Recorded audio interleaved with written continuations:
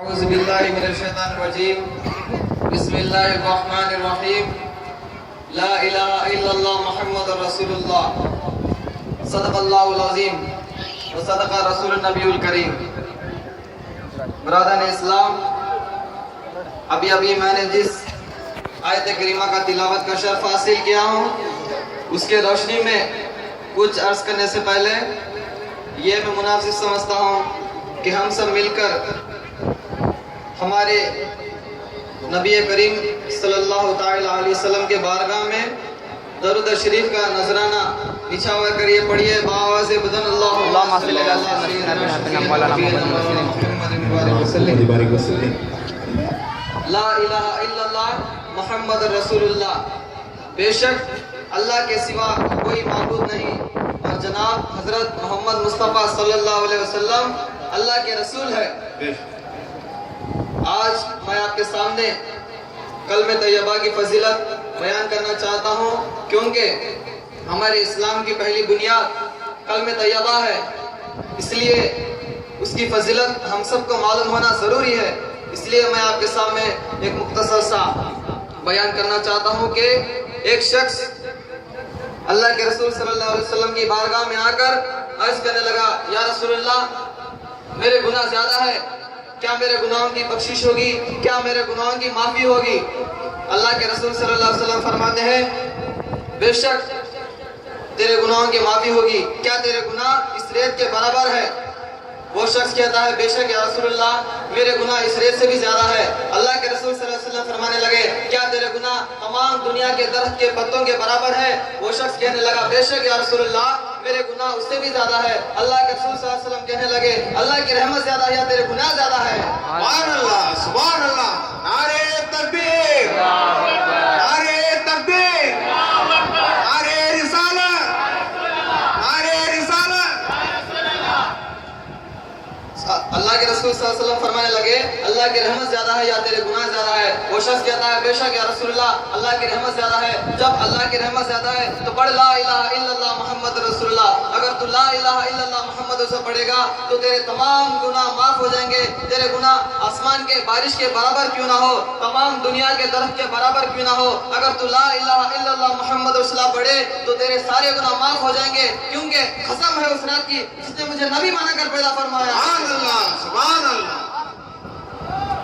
لا الہ الا اللہ محمد رسول اللہ کا معاملہ یہ ہے کہ اگر آپ صبح میں اگر نیند سے جاگے ہوئے ہو یا نیند سے بیدار ہوئے تو ایک مرتبہ لا الہ الا اللہ محمد رسول اللہ پڑھے تو اللہ تبارک و تعالیٰ آپ کے نام اعمال میں 1000 نیکی عطا فرمائے گا.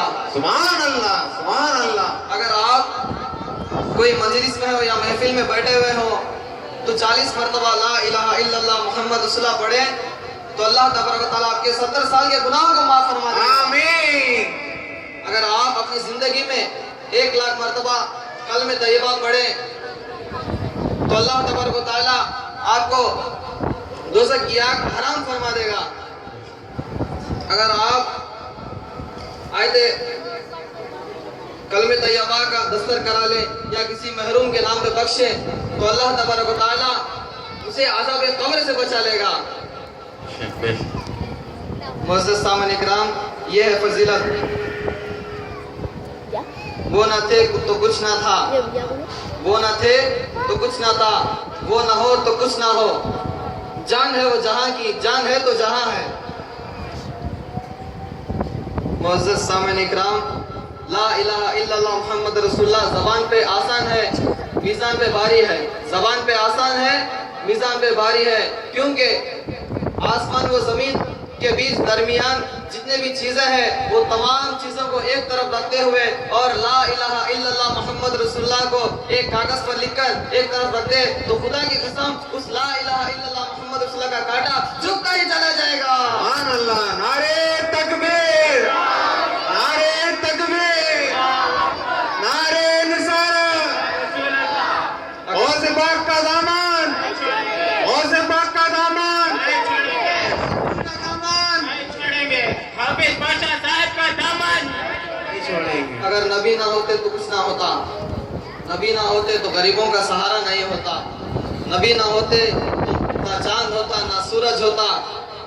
نہ سورج ہوتا، نہ چاند ہوتا، نہ کوئی دریا ہوتی، نہ کچھ نہیں ہوتا، یہ سب ہمارے نبی کا صدقہ ہے۔ معزز سامعین اکرام، اللہ کے رسول صلی اللہ علیہ وسلم ایک مرتبہ ممبر پر ٹھہر کر جمعہ کا خطبہ بیان کر رہے تھے کہ سامنے سے حلیمہ صابحہ آ رہی تھی۔ اللہ کے رسول صلی اللہ علیہ وسلم آپ کو دیکھ کر ممبر سے اتر کر آپ کے لیے اپنی مخمل والی چادر بچھایا اور آپ کو وہاں پر تعظیم و تکبیر کے ساتھ وہاں پر بٹھا دیا۔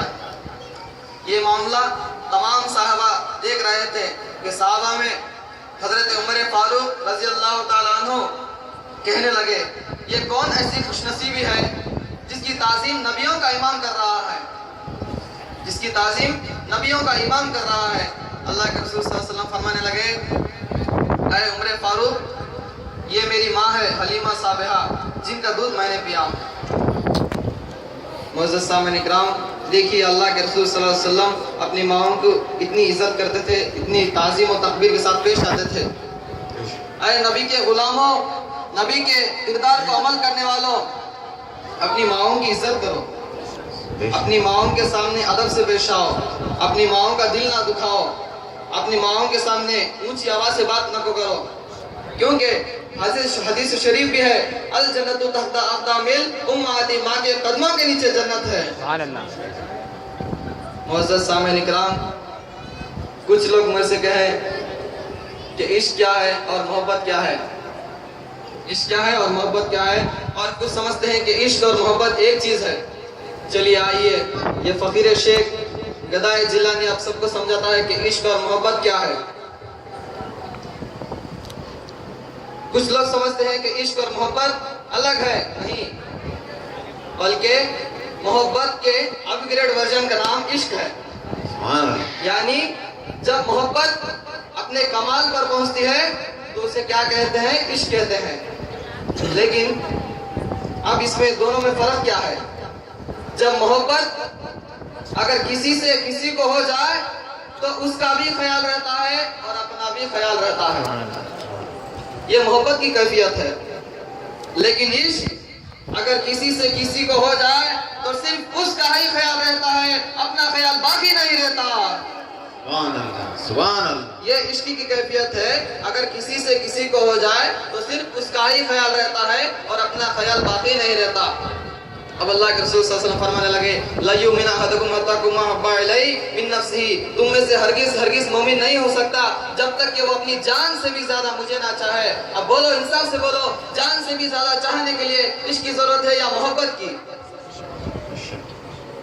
معزز سامعین اکرام، یہ بزرگان دین کا فیضان ہے، جو ایمان ہمارے سینوں میں ہے، یہ بزرگان دین کا فیضان ہے، نسبتوں کا فیضان ہے۔ اور کچھ لوگ یہ کہاں لکھا ہے کانسیپٹ بہت اچھے طریقے سے چلا رہے ہیں۔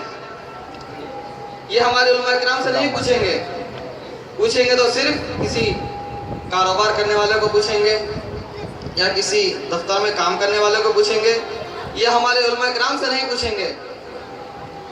پوچھنا ہے تو پوچھ حضرت سیدہ ابوبکر صدیق رضی اللہ تعالیٰ عنہ سے پوچھ سکتا ہے تو پوچھ حضرت عمر فاروق رضی اللہ تعالیٰ عنہ سے پوچھ سکتا ہے تو پوچھ حضرت مولا علی مشکل کشا سے پوچھ سکتا ہے تو پوچھ حضرت عثمان غنی رضی اللہ تعالیٰ عنہ سے پوچھ سکتا ہے تو پوچھ حضرت بلال سے پوچھ، یہ نبی ہے وصف فرما رہے ہیں